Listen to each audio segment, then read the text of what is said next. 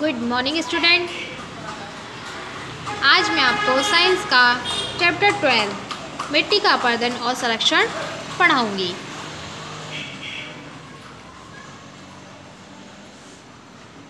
पृथ्वी पर रहने वाले सजीवों के लिए मिट्टी बहुत महत्वपूर्ण है। पौधे मिट्टी में उगते हैं और वृद्धि करते हैं। जो हमारे पौधे हैं वो मिट्टी में ही उगते हैं और वो वृद्धि करके तभी वो बड़े होते हैं। मिट्टी वे सभी पोषक तत्व देती है जिनकी पौधों को आवश्यकता होती है, जबकि पौधे हमें जीवित रहने के लिए ऑक्सीजन और भोजन देते हैं। पौधों से हमें ऑक्सीजन मिलती है और भोजन मिलता है। भोजन आप देखते हैं फ्रूट्स वगैरह हैं वो सारे हमें किससे मिलते हैं? पौधे से ही मिलते हैं। मिट्टी का निर्माण। मिट्टी वायु तथा वर्षा की क्रियाओं के कारण चट्टानों के छोटे टुकड़ों में टूटने से बनती है। इन चट्टानों को कंकड़, पत्थर और रेत में बदलने में लाखों वर्ष लग जाते हैं। वे मृत पौधे और जंतुओं के अवशेष के साथ मिलकर मिट्टी बनाते हैं तथा मिट्टी पृथ्वी की सबसे ऊपरी परत होती है। मिट्टी की यहाँ पर देखिए 3 परत दी हुई है हमें। चट्टानों के छोटे टुकड़ों में टूटने से बनती है और इनमें चट्टानों को कंकड़, पत्थर और रेत में बदलने में लाखों वर्ष लग जाते हैं। वे मृत पौधों और जंतुओं के अवशेष से मिलकर मिट्टी बनाते हैं। देखिए ये चट्टानों के कंकड़ है, ये मिट्टी बन रही है।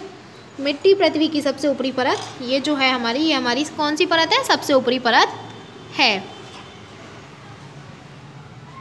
मिट्टी की परत। मिट्टी विभिन्न परतों से मिलकर बनी है। ऊपरी परत। मिट्टी की सबसे ऊपरी परत को ऊपरी मिट्टी कहते हैं। ह्यूमस की उपस्थिति के कारण ये गहरे रंग की होती है। ऊपरी परत और ये गहरे रंग की होती है। इसमें मृत पौधों और जंतुओं के अवशेष होते हैं। पौधे की जड़ें इसमें अच्छी प्रकार से फैली और स्थिर रहती हैं। यह मिट्टी का सबसे अधिक उपजाऊ परत है। मिट्टी की ये सबसे उपजाऊ परत है। मध्य मिट्टी, यह ऊपरी मिट्टी के नीचे होती है।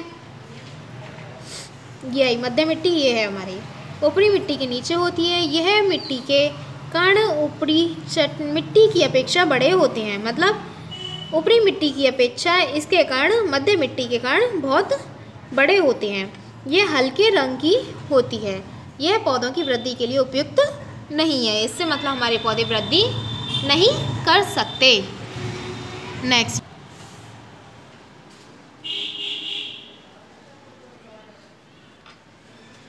आधार मिट्टी। ये मध्य मिट्टी के नीचे होती है और इसके कण कैसे होते हैं? हमारे बड़े बड़े होते हैं। आधार मिट्टी मध्य मिट्टी के नीचे होती है। ये मिट्टी के कण बहुत बड़े बड़े होते हैं। इसमें अधिकतर पत्थर और चट्टानें होती हैं। मिट्टी के प्रकार। कंकड़, रेत, चिकनी मिट्टी। कंकड़ में छोटे पत्थर शामिल होते हैं जो पानी को अच्छे से रोक कर नहीं रखते। मतलब कंकड़ जो होते हैं उसमें छोटे छोटे पत्थर होते हैं और वो पानी को रोक नहीं सकते हैं। रेत के कण आकार में बड़े होते हैं और इनके बीच में बहुत सारा स्थान होता है। ये अधिक पानी को रोक कर नहीं रख सकते। ये स्लेटी या हल्के भूरे रंग के होते हैं। ये अधिकतर रेगिस्तानों और समुद्रों के किनारों पर पाए जाते हैं। चिकनी मिट्टी के कण छोटे और अच्छी तरह से जुड़े होते हैं। यह बहुत सारा पानी रोककर रख सकती है। यह हल्के पीले या काले रंग की होती है। यह तालाब या नदियों की तलछटी में मिलती है। चिकनी मिट्टी जो होती है वो पानी को क्या कर लेती है? एब्जॉर्ब कर लेती है, तो पानी वहीं रुक जाता है। मिट्टी का कटाव, अपरदन।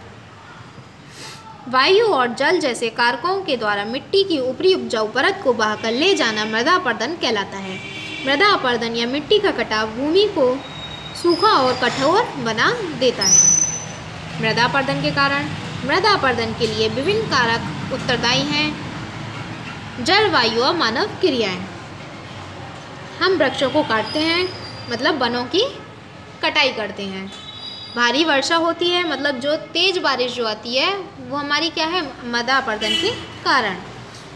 हवा तेज़ चलती है, पवनें चलती हैं। फसल उगाने के गलत तरीकों का प्रयोग किया जाता है। मृदा संरक्षण, अपरदन से मिट्टी का बचाव मृदा संरक्षण कहलाता है।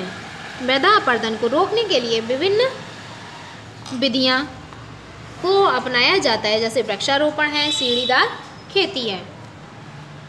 वृक्षारोपण, वृक्षों की जड़ें मिट्टी के कणों को एक साथ बांधे रखने में सहायता करती हैं तथा इससे मिट्टी की ऊपरी परत सरलता से बह नहीं सकती।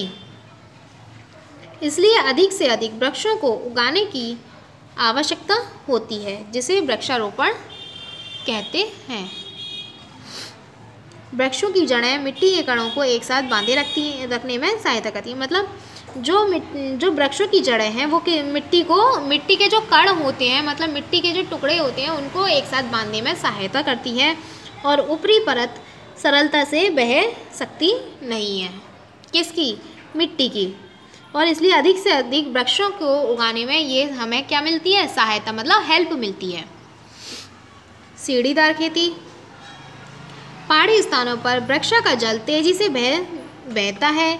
यह अपने साथ बहुत सी ऊपरी मिट्टी को बहाकर ले जाता है तथा पहाड़ों की ढलान को सीढ़ियों के रूप में काटकर जल के बहाव की गति को कम किया जा सकता है।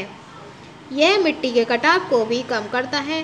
सीढ़ीदार खेती को कांटूर फार्मिंग भी कहते हैं। किनारे और तटबंध बनाना, बांध और तटबंध मृदा अपरदन को रोकने में लाभदायक होते हैं। तटबंध चट्टानों और पत्थरों से बनी दीवारें हैं जो नदियों के किनारे बनाई जाती हैं। तटबंध नदियों को उनकी दिशा बदलने से रोकते हैं और नदियों पर बने बांध भी नदियों के बहाव को नियंत्रित करते हैं। पशुओं द्वारा अत्यधिक चरने को रोकना, जंतु जैसे गाय, बकरी, घोड़े आदि घास खाते हैं। जब ये जंतु एक ही भूमि पर लंबे समय तक लगातार चरते रहते हैं तो घास की परत हट जाती है और परिणाम स्वरूप मिट्टी की ऊपरी परत खुली रह जाती है और क्रमशः वायु और जल द्वारा बहाकर ले जाई जाती है। मतलब जो पशु जैसे गाय, बकरी, घोड़े जो हैं वो घास खाते हैं और जब मतलब वहाँ पर घास को मतलब चरते चरते जानवर जो घास को चरते हैं वो चरते चरते क्या होता है, परत जो उसके ऊपर जो परत होती है वो क्या हो जाती है, हट जाती है वहाँ से। जब परत हट जाएगी तो क्या होगा, फिर मिट्टी की ऊपरी परत क्या हो जाएगी, खुल जाएगी और ऊपरी परत खुल जाएगी तो वहाँ से क्या होगा, जल और वायु द्वारा बह जाकर ले जाई जाती है। मतलब जल और वायु द्वारा वो बह जाकर वो परत को हम बहाकर ले जाते हैं। Whole this chapter, read whole this chapter. Thank you.